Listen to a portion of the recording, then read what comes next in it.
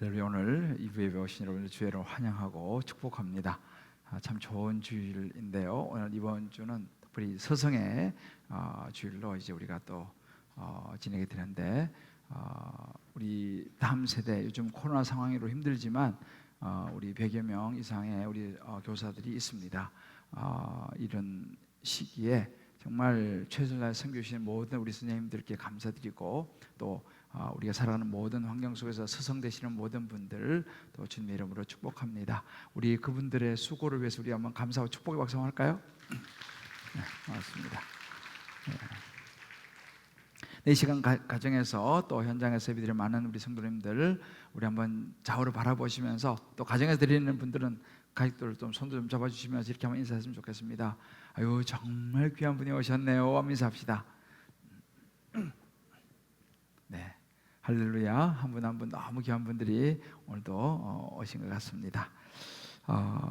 오은영이라고 하는 연대 그 정신과 전문의 교수입니다. 이 교수님께서 이 심리에 대한 부분들, 특별히 화해에 대한 부분들을 많이 연구하셨습니다. 그래서 그분이 쓰신 책이라 그 화해라고 하는 책을 보면 이런 이야기를 합니다.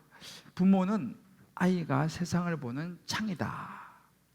그 창에 거미줄이 쳐져 있고 심한 얼룩이 묻어 있다. 창을 열고 닫을 때마다 소름 끼치는 끼익 소리도 난다. 어쩌다 열린 창 사이로 살을 애는 듯한 칼바람이 들어온다. 오랜 시간 그런 창으로 세상을 보면 다른 사람을 바라보는 사회성, 또 세상을 바라보는 가치관, 또 내가 나를 바라보는 자존감, 이런 것에 많은 문제가 생기기 시작한다 라는 이야기를 했습니다. 굉장히 공감이 가는 이야기입니다. 부모의 삶, 부모의 그 살아가는 모습들이 자녀의 마음에 창을 형성한다는 거죠.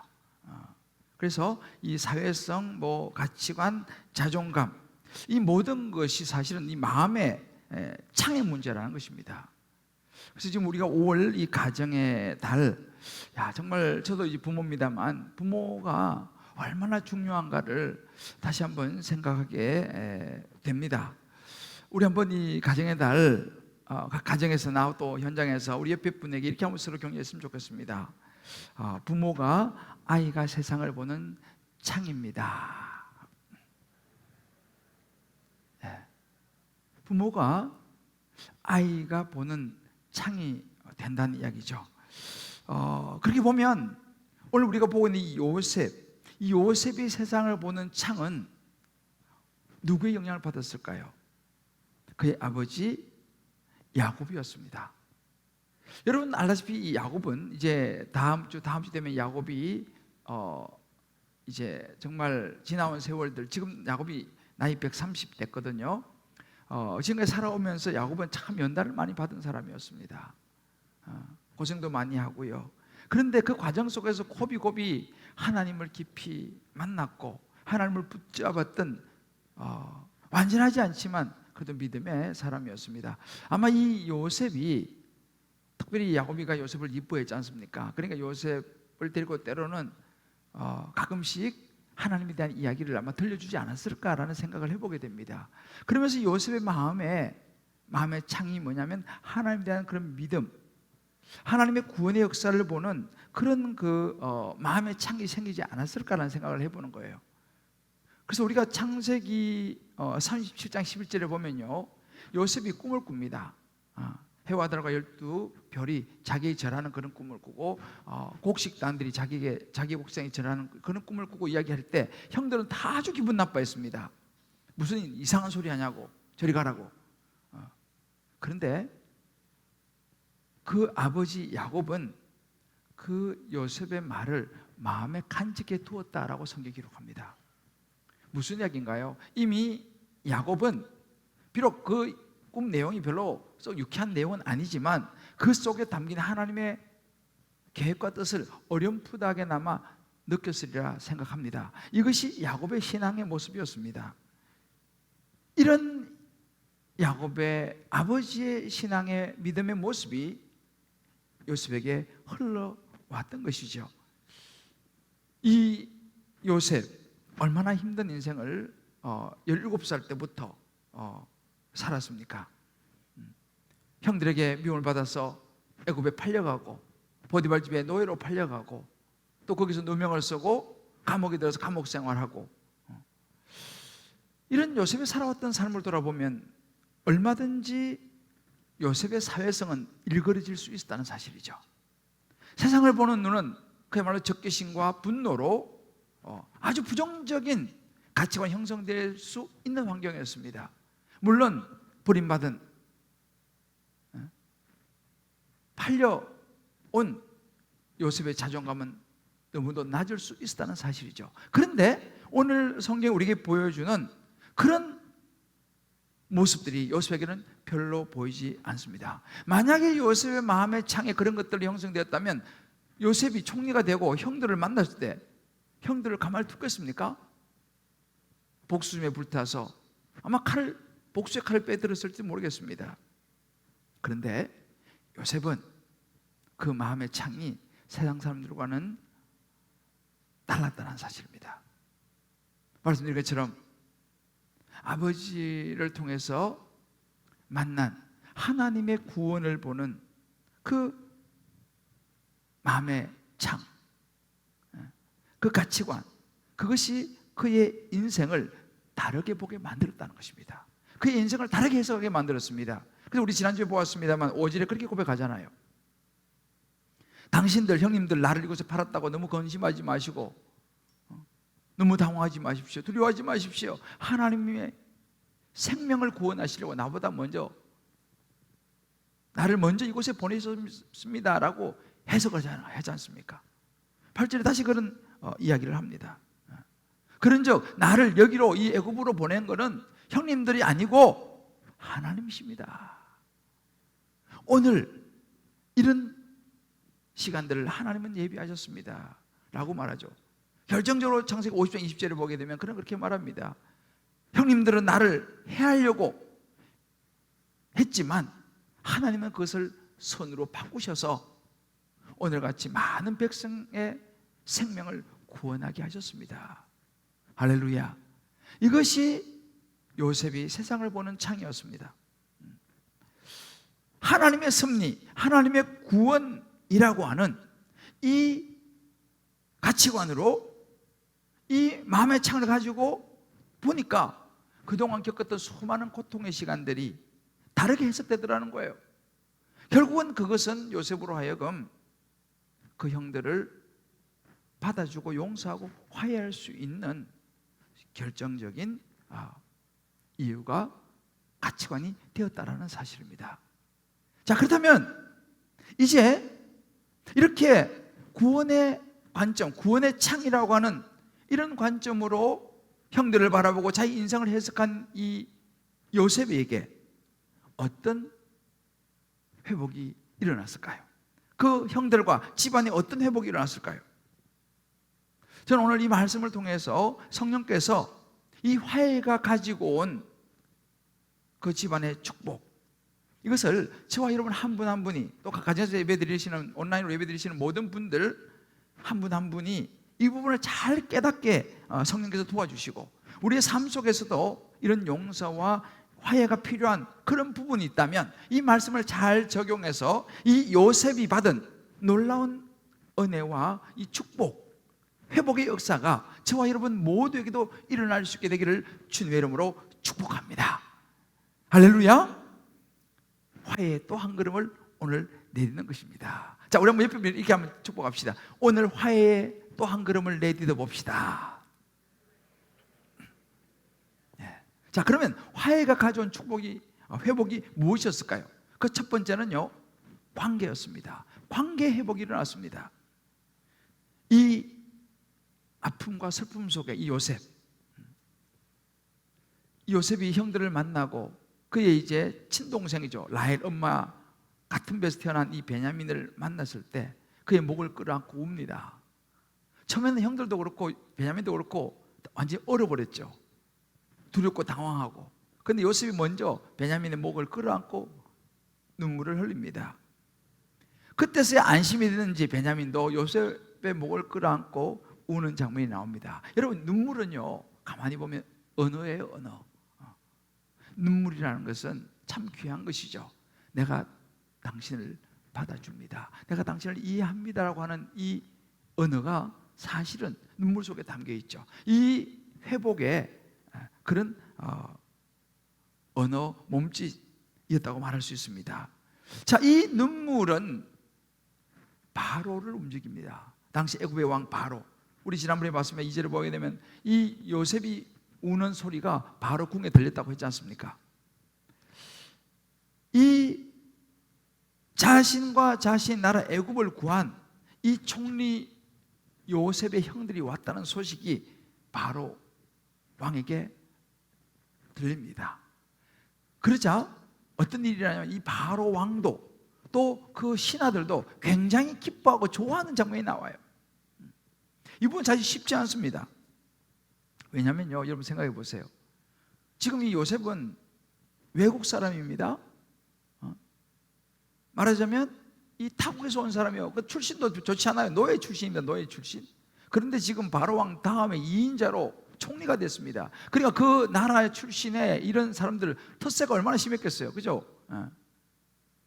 당연히 우리가 그런 자리에 올라가야지. 이상한 사람이 뭐 굴러온 돌이 뭐 바뀐 돌 뺀다고 그런 분위기지 않습니까? 그런데도 불구하고 바로 왕뿐만 아니라 그 주변의 신하들도 다 요셉의 형들이 왔다는 소식에 굉장히 기뻐하는 모습을 보게 돼요.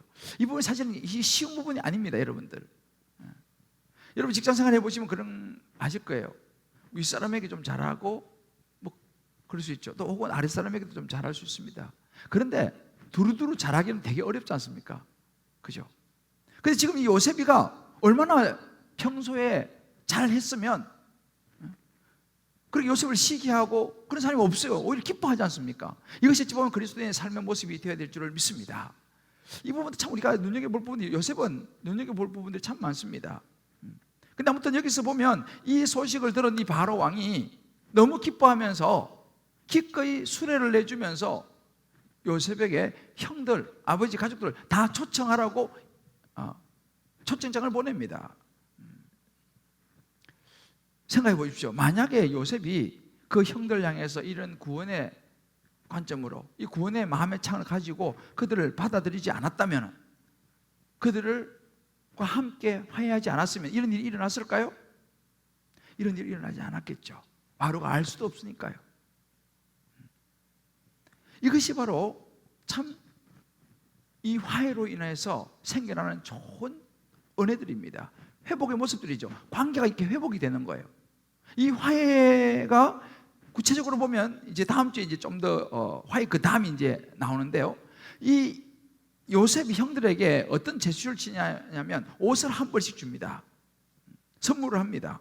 여러분 당시는요, 이 천이 굉장히 귀했기 때문에 옷을 선물한다는 것은 굉장히 귀한 거라고 우리가 볼 수 있습니다. 이것이 어찌 보면 화해의 마음을 표현하는 것이죠. 근데 어떤 학자는 이렇게 이야기하는 사람이 있어요. 이 왜 옷을 선물했느냐? 옷이라는 것이 무엇입니까? 사연이지 않습니까? 자기가 아버지가 야곱이 편애해가지고 자기한테는 채색 옷을 입히지 않습니까? 좋은 왕자들이면 좋은 옷을 입혔습니다. 형들이 너무 시기했죠. 자기들한테 대충 입히고 요셉이한테 좋은 옷을 입혔으니까 아마도 요셉이가 그 생각이 남아있지 않았을까라는 생각을 하는 거죠. 그래서 과거에 나만 좋은 옷 입은 것이 너무 미안해서 아마 형들에게 이렇게 좋은 옷을 한 벌씩 선물하지 않았느냐, 뭐 그렇게 보는 견해도 있습니다만, 아무튼 이렇게 요셉은 형들에게 화해의 모습을 보여줍니다. 이 화해가 이렇게 관계를 회복시키는 거죠.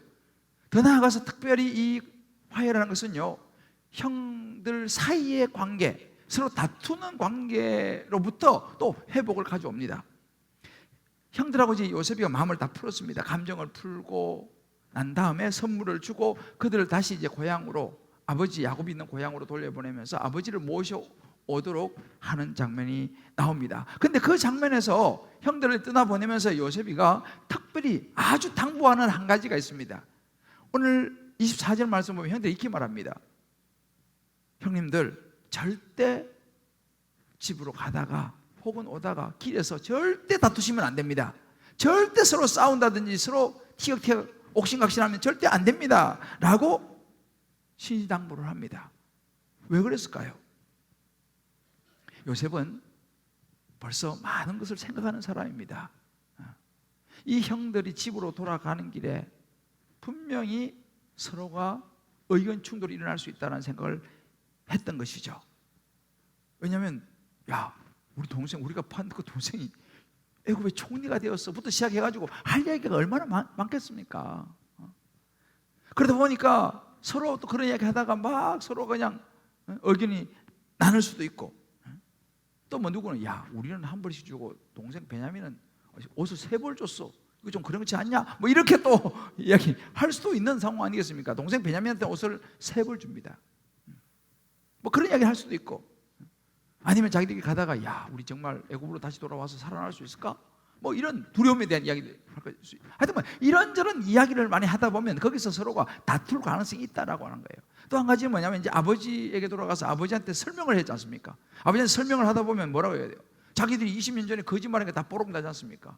그러면 자기 거짓말한 거 이야기하고, 그러면은 형제끼리 서로 이야기하다가 아버지 사실은요 저 형이 팔자 그랬어요. 뭐 서로 막 누가 팔자 그랬다가 뭐 누가 잘했니 못했니 막 이렇게 하다 보면 형제들끼리 서로 다투고 싸움이 날 수도 있다라는 이런 여러 가지 상황들을 요셉은 생각을 한 것입니다. 그래서 미리 이야기하는 거예요. 절대 싸워서는 안 된다, 다투서는 안 된다라는 거예요.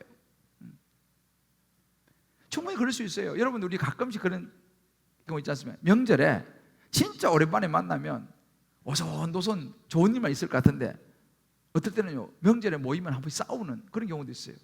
왜 그렇습니까? 옛날 모이면 다 옛날 이야기 하니까, 옛날 이야기 하다가 보니까 그때 섭섭했던 감정이 막 올라올 수도 있고, 그때 말이야 형님이 막 해가지고 이래가지고 이게 그냥 명절에 그냥 서로 감정이 안 좋게 헤어지는 그런 경우도 있는 거예요. 그러니까 지금 이 요셉이가 그런 부분을 미리 형들에게 당부를 하는 거예요. 요셉이 참 지혜로운 것이 뭐냐면, 요셉은요 형들이 지금 옛날의 형들이 아닙니다. 물론 자기도 옛날에 자기가 아니지만 형들은 옛날에 자기를 팔던 형들이 아니잖아요 지금. 그렇지만 형들이 완전한 천사 같은 사람이 되지는 않았다는 것을 요셉은 생각한 거예요. 여러분, 우리도 그렇습니다. 신앙생활 하지만요 우리가 예수 믿었지만 우리가 완전합니까? 완전하지 않죠.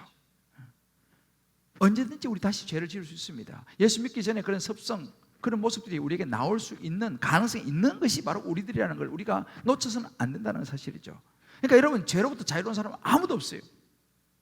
목사라고 해서 뭐 죄로부터 자유롭습니까? 그렇지 않습니다. 그러니까 우리가요 이 요셉이가 형들에게 당부하는 모습을 보면서 우리가 생각해야 되는 것이 뭐냐면, 우리는 날마다 비록 내가 예수 믿고 목사가 됐다 하더라도, 또 옛날에 내가 예수 믿기 전하고 지금 달라졌다 하더라도 언제든지 내 안에서 이런 다툼이 나올 수 있다는 거, 언제든지 이 죄의 모습이 나올 수 있다는 것을 우리가 늘 생각하면서 계속 죄와 경계하고 싸워야 될 줄을 믿습니다. 그러니까 이것이 요셉이 분명하게 지금 형들에게 당부하고 딱 선을 긋는 모습이에요. 왜요? 다툼이 있으면 관계가 회복되지 않거든요. 자기하고 지금 형들이 잘 좋은 관계가 되는데 자기들끼리 싸우면 관계 깨지지 않습니까? 여러분, 마찬가지입니다. 우리가 하나님과 내가 신앙생활하면서요 하나님과 나의 관계가 회복되어지면요 사람과의 관계도 회복되어지는 거예요. 그래서 우리가 예수 잘 믿게 되면은 사실은 일어나는 것이 뭐냐면 관계 회복이 일어납니다. 한번 여러분 잘 한번 보세요. 우리가 예수 잘 믿고 신앙생활 잘하면요 반드시 관계 회복이 일어나게 됩니다. 왜 그러냐 하면, 오늘 요셉에게도 볼 수 있습니다만은 십자가가 무엇입니까? 십자가는요 관계의 회복, 이것이 십자가예요. 우리가 죄를 지음으로 인해서 아담과 하와가 죄져서 에덴성에 쫓겨나지 않습니까? 하나님과 분리됐죠. 우리도 마찬가지, 우리 죄를 지음으로 하나님과 우리가 분리돼 버렸어요. 하나님과 우리는 분리되면 어떻게 됩니까? 우리는 영원한 사망 지옥을 가야 되는 거죠. 그런데 하나님이 우리를 사랑하시니까 하나님과 관계를 회복시키기를 원하는 것입니다. 왜? 죄 문제를 해결하고 하나님과 우리 관계를 회복하기 원하는데, 우리 관계를 회복할 수 있는 길이 무엇입니까? 바로 예수 그리스도, 우리 죄를 대신 십자가에서 지시고 감당하시는 것. 그러면 하나님과 우리가 다시 관계가 이어지고 회복됩니다. 그래서 십자가의 의미는요 관계의 회복이라는 거예요. 예수님 십자가에 나 대신 죽으심으로 하나님과 나와 관계가 회복됐다. 그래서 골로새서 1장 20절에 이렇게 말합니다. 그의 십자가의 피로 화평을 이루사 그로 말미암아 자기와 화목하게 되기를 기뻐하신다 그랬습니다. 하나님은 저와 여러분 우리와 함께 이 죄로 인해서 멀어진 관계가 회복되기를 원하십니다. 할렐루야. 그래서 십자가는 관계 회복이라는 거죠. 그래서 우리가 에베소 2장 14절에 이렇게 말합니다. 그는 우리의 화평이신지라 둘로 하나를 만드사 원수된 것 곧 중간에 막힌 담을 자기 육체로 허셨습니다. 하나님과 우리 사이에 죄로 인해서 담이 막혀버렸어요. 근데 예수님께서 십자가에 죽으심으로 육체로 담을 헐어버리셨다. 여러분 십자가는 그래서 관계 회복이라고 성경이 우리에게 분명히 이야기해 줍니다. 그래서 여러분 보세요. 요셉이 하나님 주시는 구원의 마음의 창을 가지고 있으니까 이것이 형들에게 흘러갔고 형들과의 관계가 회복되지 않습니까? 그래서 우리가 신앙생활 잘하고 십자가 안에 살아가고 구원의 마음의 창을 가지면요 반드시 관계 회복이 일어납니다. 제가 최근에 한 우리 집사님의 간증을 듣고요. 이 집사님이 요즘 이제 다시 또 훈련하면서 이 구원의 감격과 구원의 은혜를 붙잡으면서 일어나는 놀라운 실제 삶 속에서의 이야기를 들려줬는데 한번 여러분에게 좀 이 부분을 좀 나눠드리겠습니다. 제 친형은 2년 전에 큰딸을 사고로 잃고 심한 우울증으로 매우 힘든 삶을 살고 있습니다. 갑자기 세상을 떠난 제 아내의 일과 불과 몇 개월 후 아내가 죽고 또 몇 개월 후 아버지의 소천 그리고 큰 조카의 일로 인해서 저희 가족들은 자주 만나지도 않고 만나도 무거운 분위기에 식사만 겨우 하고 헤어집니다. 형은 결혼한 후 뉴질랜드로 갔고 그곳에서 조카들을 교육시키고 10여 년 전에 한국으로 다시 돌아왔습니다. 돌아온 후 형은 한국으로 와서 직장을 구하지 못했고 사업 구상을 했지만 여의치 않아 지금까지도 거의 외출하지 않고 집에만 있습니다. 외향적인 저와 달리 내성적인 형은 어릴 때부터 저하고는 친하게 지내지 못했고 형은 결혼 후에는 뉴질랜드로 이민을 갔기에 오랫동안 떨어져 살아 형제 간의 대화가 많지 않았습니다. 아마 이제 그런 여러 가지 과정 속에서 좀 오래 떨어져 있었고 서로 또 섭섭함도 있었고 이제 이런 것들이 이제 있었겠죠. 그런데 최근에 이제 말씀을 듣고 구원의 은혜가 깨달아지기 시작했습니다. 말씀을 듣고 형이 생각났지만 어떻게 접근해야 할지 방법을 몰라서 망설였습니다. 어머니와 형수님과의 소통도 안 되는데 내가 무슨 위로를 할 수 있을지 아무런 생각이 나지 않았습니다. 그러다 평소에도 전화 통화를 잘하지 않았던 형에게 전화를 해야겠다는 생각이 들었습니다. 형과 전화가 연결되자 갑자기 내 입에서 형 많이 힘들지? 라는 말이 불쑥 튀어나왔고 그리고 저의 눈에서 눈물이 터져 나왔습니다. 형의 아픔을 너무나도 잘 알 수 있었기에 울음을 참을 수가 없었고 형 힘내요 라고 말을 하였습니다. 형은 처음에는 이렇게 갑자기 전화하면 어떻게 하냐고 당황했고 그리고는 고맙단 말을 하고 짧은 통화를 마무리했습니다. 통화 후 형에 대한 생각에 마음이 저미는 듯 아프면서도 형에게 조금이라도 위로가 된 것 같아 평안함이 느껴졌습니다. 제가 이 나눔을 들었을 때 정말 마음이 가슴이 먹먹해져 오는 것을 느꼈습니다. 이것이 십자가의 회복이구나. 십자가를 붙드니까 이런 관계의 회복이 오는구나. 여러분 이게 절대 쉬운 일이 아니라는 거 우리 알지 않습니까? 그런데 요셉이가 형들을 받아주는 것이 쉽지 않았죠. 그런데 십자가의 은혜를 붙잡으니까 이것이 가능하더라는 사실이죠. 여러분 십자가의 은혜를 깨닫게 되면요 이렇게 관계의 회복이 일어납니다. 우리 한번 각자 적용해 보십시오. 혹시 여러분들 가족이나 또 주변 지인들 중에서 지난 시절 살아오면서 본이든 본의 아니든 얽히고 설킨 그런 상처와 때로는 억울함으로 관계가 소원해진 그런 사람들은 없는지,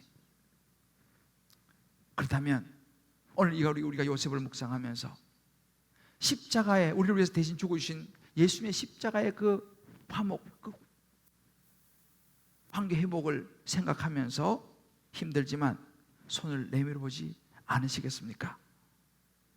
그리고 여러분 각자 다락방에서 이 부분을 같이 한번 나눠보십시오. 손을 내밀면서 경험했던 좋은 이야기들, 때로는 너무 힘들어서 아직까지는 준비가 안 됐다는 이야기도 좋습니다. 어떤 것이든 다락방에서 나눠보시면 큰 관계 회복의 은혜가 될 줄 믿습니다.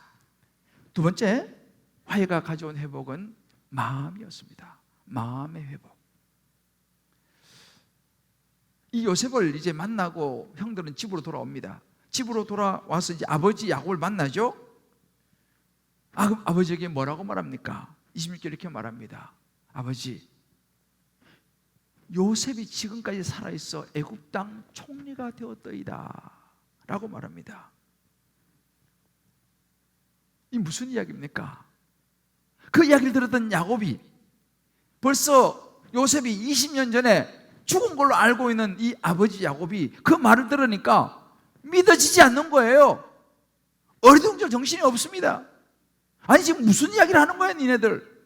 이때 벌써 야곱의 나이가 130살이었습니다 이제 많이 몸도 쇠약해졌고 눈도 귀도 쉽지 않은 그런 상황인데 이런 이야기 들으니까 도대체 무슨 이야기를 하는 거야 니네들 지금.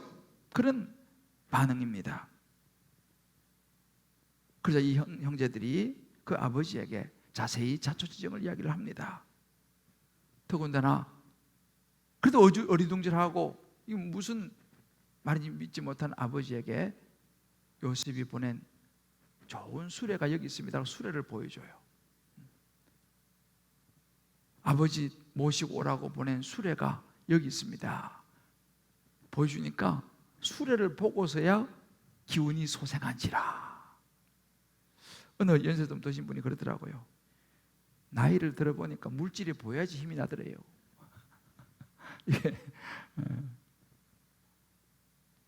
이 수레를 보니까 이게 40처럼 그래? 그러면서 야곱이가 기운을 차립니다. 그러면서 28절 이렇게 말합니다. 조카도다. 아니 내 아들 요셉이 지금까지 살아있어. 내가 죽기 전에 가서 봐야지 라고 기운을 차리는 것입니다. 그 순간에 얼마나 많은 생각이 주마등처럼 스쳤겠습니까?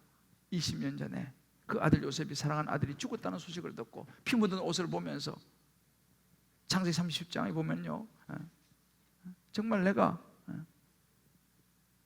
절망하는 그런 자신의 모습이었는데 이거 무슨 일이냐 힘이 확 쏟아오른 것이죠. 여러분 기운을 차린다는 것은요 힘이 난다는 의미 아니겠어요? 죽은 줄 아는 아들이 살아있다는 거. 죽은 줄 알았는데 여러분 인생은요 가만히 보면 바로 이런 것입니다. 뭐 다른 것이 기운을 나게 하는 것이 아니라 사랑하는 사람과 함께 있으면 힘이 나는 거예요. 내가 너무너무 사랑했던 우리 부모님 다시 볼 줄 몰랐는데 그 부모님이 천국에 있다는 것을 알면 힘이 나는 거예요. 힘이 나는 거예요. 내가 사랑하는 아들을 먼저 떠나보냈는데 그 아들이 천국에 있다는 걸 내가 알면요 힘이 나는 거예요. 와 그래 천국 가면 다시 만날 거 아니냐. 여러분 예수 믿는다는 것은요 바로 이런 것입니다. 죽은 줄 알았던 아들이 살아있다는 거예요. 다시 못 볼 줄 알았던 부모가 천국에 살아계신다는 사실, 이런 것을 아는 것이 구원입니다. 할렐루야. 혹시 여러분들 가운데 먼저 세상을 떠난 사랑하는 가족이나 자녀나 누가 있다면요 천국에 있다는 것을 다시 한번 확신하시기를 주의 여러분을 축복합니다. 그렇다면 여러분 이런 회복이 일어나는 거예요. 여러분 뭐 얼마나 좋은 차를 사가지고 얼마나 가겠습니까? 그거 아무리 좋은 집을 사가지고 얼마나 가겠어요? 정말 우리 삶에 있어서 진짜 마음이 회복되는 것은 뭐냐면요 예수 믿고 우리 마음이 회복되는 것인 줄 믿습니다. 할렐루야. 근데 야곱을 가만히 보세요. 지금 요셉을 봤습니까? 아직 못 봤습니까? 아직 못 봤어요. 얼굴도 못 봤어요. 살아있다는 소식을 듣는 겁니다. 그리고 기운이 나는 거예요. 여러분, 부활, 천국 가봤습니까? 저도 못 가봤어요. 여러분, 우리가 부활, 천국, 우리 아직 경험해보지 못했지만요, 성경에 하나님께서 말씀하셨어요. 나를 믿는 죽어도 살겠고 무릇 사는 나를 믿는 영원히 죽지 아니하리라. 할렐루야. 여기 영혼의 생명이 있다. 못 봤지만 그 소식 듣고 이 야곱이가 요셉을 못 봤어요, 아직까지요. 그렇지만 아들이 살아있다니 힘이 나고 기운이 난 것처럼 우리도 마찬가지입니다. 세상에 살아가면서 이런저런 힘든 일이 많이 있잖아요. 이런 일을 치고 저런 일을 치고 이럴 때 우리 마음이 어떻게 회복되냐 말입니다. 한 고개 넣으면 또 다른 고개가 나타나고, 이거 하나 통과하면 또 다른 거 나타나고 말이죠. 이것이 우리 인생인데 어떻게 우리 마음이 회복이 됩니까?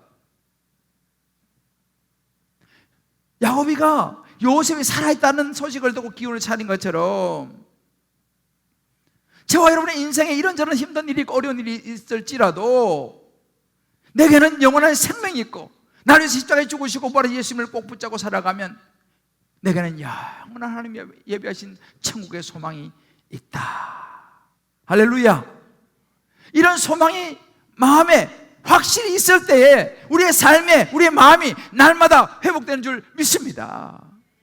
그런데 소망을 돈에다 두고, 소망을 무슨 사람에다 두고, 소망을 무슨 지위에다 두고 살아가니 그 마음이 회복이 되겠습니까? 잠깐은 모르지만 저와 여러분의 마음에 우리를 살리시고 영원한 생명을 주신 화목제물 되신 예수님을 날마다 순간마다 붙잡을 때 저와 여러분의 영이, 우리의 마음이 새롭게 회복될 줄을 믿습니다. 이게 진짜예요. 이게 진짜예요. 아멘입니까? 자, 우리 옆에 이게 축복합시다. 예수님으로 말미암아 마음이 회복되기를 바랍니다. 다윗이요, 시편 23편 3절에 이렇게 고백합니다. 내 영혼을 소생시키시고. 다윗은 고생 무지 많이 한 사람이에요. 도망다니면서 십몇 년을 도망다니면서 두 다리 묶고 잠도 못 잔 사람이에요. 그런 다윗이 뭐라고 말합니까? 자기 영혼이 소생된다는 거예요. 누가요? 여호와 나의 목자시니 내가 부족함이 없으리로다. 하나님을 붙잡고 하나님을 소망하니까요, 그 영혼이 날마다 소생되는 거예요. 현실은 너무 힘들어요. 도망다녀야 돼요. 자다가도 또 눈 온다고 도망가야 돼요. 그러나 그 영혼이 날마다 소생된다고 고백하는 거예요. 다윗은요, 시편 69편 32절에 이렇게 고백합니다. 공고한 자가 이를 보고 기뻐하니 하나님을 찾는 너희들아, 너희 마음을 소생하게 할지어다. 할렐루야. 하나님을 붙잡고 나가는 사람이 날마다 그 마음이 소생되는 줄을 믿습니다. 이 부분을 우리가 꽉 붙잡아야 돼요. 야곱의 마음이 소생되는 모습을 봐야 됩니다. 여러분, 이런 마음의 회복, 우리가 화해가 주는 회복의 모습인데, 이것이 되면요, 우리의 실질적인 삶도 있잖아요, 회복이 됩니다. 제가 우리 한 집사님 간증을 좀 여러분에게 읽어드릴게요. 이 집사님도 우리 교회 와서 예수 믿고 지금 이제 참 열심히 훈련받고 계시는데, 주일 예배도 가고 봉사도 열심히 했지만 내 안에 말씀이 없었습니다. 큐티책의 간증은 남의 이야기로만 들리고 말씀도 회사에서 의무적으로 책을 한 권씩 읽고 문제 풀어 제출하다 보니 나의 말씀으로 다가오지 않고 귀에 들리지 않았습니다. 신앙생활이 벌써 10년이 지나가고 있지만 성경 말씀을 얼마나 읽었는지, 얼마나 알고 싶어 궁금했는지 돌아봅니다. 나를 죽음에서 건진 하나님의 은혜와 사랑을 찬양하고 세상 모든 것이 감사하고 성령이 충만한 때를 은혜를 잊고 직장에서의 성진과 아이들 좋은 대학 가는 것을 쫓으며 살아왔습니다. 신앙을 돌아보니까 이렇게 살아왔더라는 거예요. 우리 교회 와서 10년 예수 믿고 이제 10년 왔는데, 그러다가 이번 이제 우리 코로나 시기죠. 교회 방학 동안 신약 통독을 하면서 말씀이 조금씩 들리고 순장님께 매일 성경 말씀을 읽을 수 있도록 도와달라 했고, 다락방 식구들끼리 한 장씩이라도 매일 읽고 올리는 적용을 했습니다. 말씀을 이해하고 알려고만 했지 말씀을 가지고 나의 삶에 적용하면서 살아가는 것을 몰랐기에 그동안 남편을, 아이들을 너무 힘들게 했던 것들이 깨달아졌습니다. 말씀이 조금씩 재밌어지고 귀에도 들리고 보이기 시작했습니다. 아프다는 핑계로 짜증내고 화를 자주 내는 엄마를 보며 이해가 안 되고 힘들 때도 많았을 텐데 참아주고 기다려준 남편, 아이들이 너무 고맙고 사랑스럽습니다. 하나님을 만나고 엄마가 달라졌다는 이야기를 남편과 아이들에게 들을 수 있도록 삶 가운데 말씀을 놓지 않고 성령 충만함이 넘쳐 아이들도 엄마가 만난 하나님을 궁금해하고 속히 만나고 싶어 하길 기도합니다. 할렐루야. 보세요. 말씀이 들리기 시작하고 하나님과 관계가 회복되기 시작하니까 남편에게, 자녀에게 미안한 마음이 들어가시다는 거예요. 내가 남편에게 더 잘해야지, 내 자녀에게 더 잘해야겠구나. 이것이 여러분 마음의 회복입니다. 교회 다니는 것도 중요하지만 말씀이 내 안에 들어오므로 십자가의 이 화해, 십자가의 회복이 일어나니까 이런 가정에서 부부 사이에, 부모 자녀 사이에 회복이 일어나더라는 사실이에요. 이런 은혜가 저와 여러분 모든 가정에 일어날 수 있게 되기를 주의 이름으로 축복합니다. 각자 한번 적용해 보세요. 나는 예수 믿고 마음이 회복된 그런 경험이 있는가? 교회는 다니는데 여전히 마음의 회복은 없는가? 그렇다면 왜 그럴까?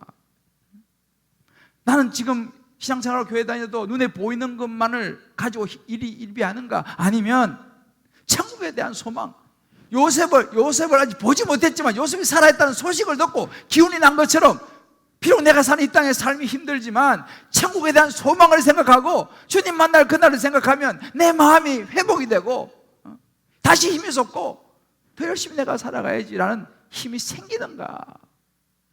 한번 여러분 이런 부분들을 가지고 한번 적용해 보세요. 내 주변에 나는 예수님 알고 마음이 이렇게 회복되는데 내 주변에 예수님을 몰라가 여전히 힘들고 어렵게 마음고생하면서 지치어 살아가는 오이코스들을 향해서 내가 손을 내밀어서 그들에게도 이 예수님을 전해줄 초청장이라도 너도 한번 예배 나와보세요. 친구에게 너도 한번 예배 와봐. 온라인이든 오프라인이든 말씀을 한번 들어봐 라고 그들을 초청해서 그들도 마음의 회복이 일어나도록 저와 여러분이 역할을 해줘야 되지 않겠습니까? 우리 사랑하는 성도 여러분, 화해라는 거죠. 용서라는 걸 가만히 보세요. 이거는요 자기를 위해서 하는 거예요. 물론 다른 사람을 대상으로 하지만 가만히 보면 자기를 위해서 하는 거예요. 왜요? 우리가요 누구를 향해서 내 인생에 정말 너무너무 가슴 아프게 만들고 못 쓸 짓을 하고 했던 그런 상대를 하지만 내가 그들을 용서하지 않고 손을 내밀지 않으면요 그 사람들은요 잊어버리고 두 다리 뻗고 잔다니까요. 근데 나는 이 가슴에 엉어려진 것 때문에 난 두 다리 뻗고 잠을 못 자는 거예요. 그 부분에서 나는, 그 사람은 두 다리 뻗고 자는데 나는 매여 있는 겁니다. 그 부분에 대해서는 자유가 없어요. 저와 여러분이 인생을 살아가다가 요셉과 같은 경우를 만난다면 우리 오늘 이 말씀 붙들고 요셉처럼 마음에 구원을 향한 창문을 열 수 있게 되기를 주의 이름으로 축복합니다. 아멘. 말씀이 우리 마음에 머물러야 가능합니다. 아멘. 말씀이 들어와야지 우리 자신이 보이는 거예요. 아멘. 말씀이 우리 안에 들어오면 십자가의 은혜가 생각나고 그러면 회복의 역사가 시작되는 거예요. 아멘.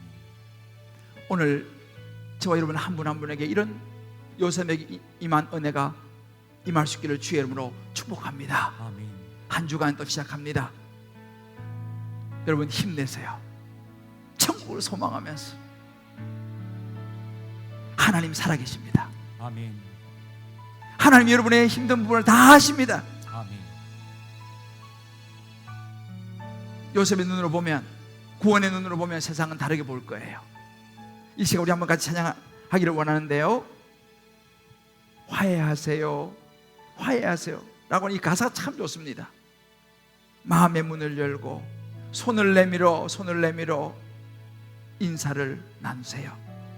용서를 하는 사람, 이 대목이 저는 참 마음에 와닿는데, 용서를 하는 사람 용서를 받게 되고, 사랑을 하는 사람 사랑을 받게 되죠.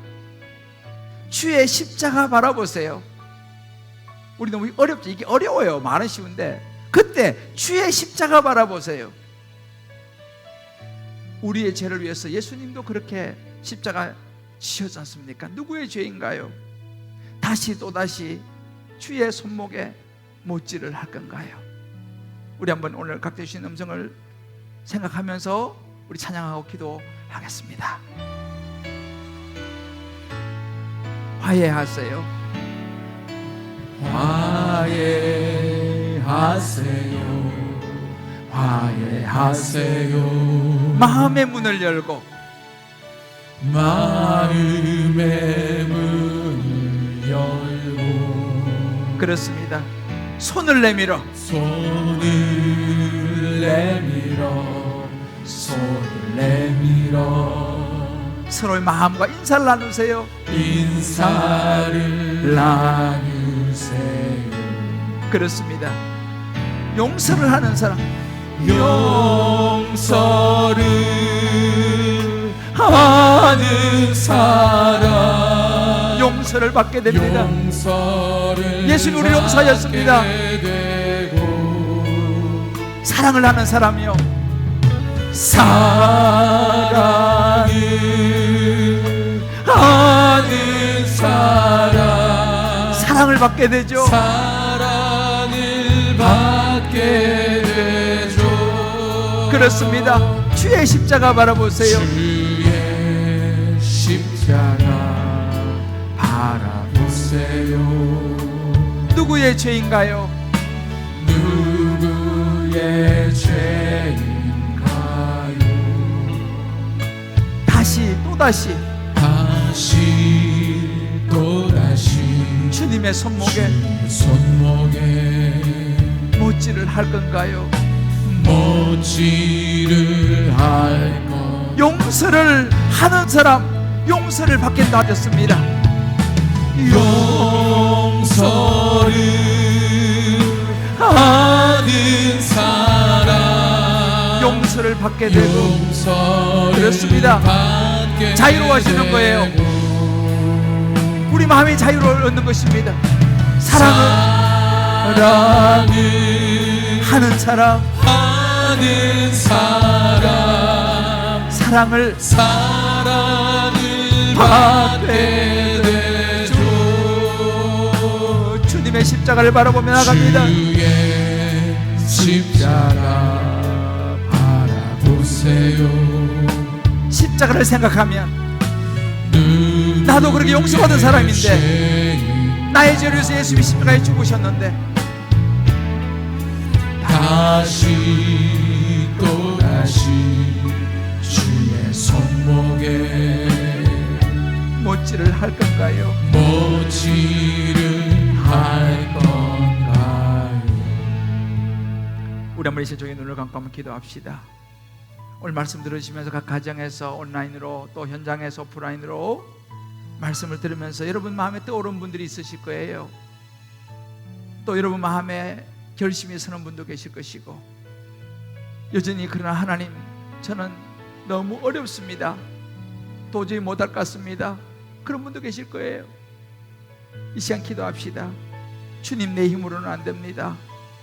성령님 이 시간 도와주옵소서. 아멘. 내 마음의 문을 열고 구원의 창으로 세상을 보게 하여 주시고, 아멘. 구원의 가치관으로 사람들을 보게 하여 주옵소서. 아멘. 그 상황을 해석하게 하여 주옵소서. 아멘. 하나님 아버지, 관계와 마음의 회복에 은혜를 베풀어 달라고 각자 성령이 주신 음성을 붙들고 격단하면서 우리 병이 주검 기도하겠습니다. 주여, 하나님 아버지 도와주시기 원합니다. 하나님 아버지 도와주시기 원합니다. 하나님 아버지 그렇습니다.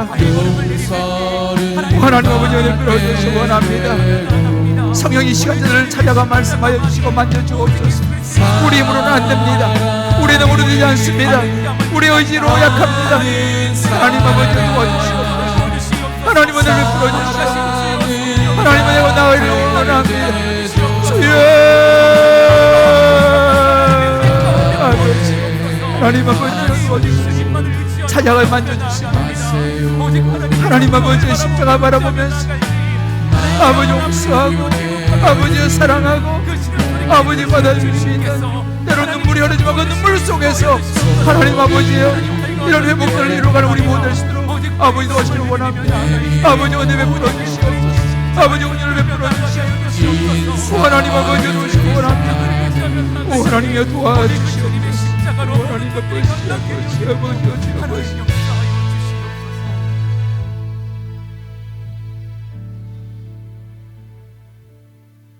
저는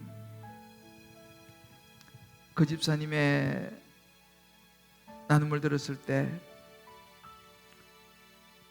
이것이 얼마나 어려운 일인지를 다시 한번 생각했습니다.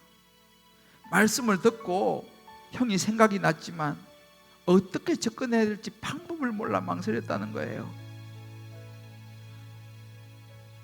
무슨 말을 해야 될지. 그런데 그 말씀을 적용하면서 전화를 들었습니다. 근데 그때 내 입에서 형 많이 힘들지? 그 한마디를 내뱉고는 눈에 눈물이 터졌다는 거 아니에요. 울음을 참을 수 없었다는 거예요. 그리고 한마디, 형 힘내요. 정말 너무 그 한마디, 긴 말이 필요 없잖아요. 그 한마디 정말 제 마음이, 가슴이 먹먹해 왔습니다. 이 한마디가 얼마나 어려운 건지 우리 알잖아요.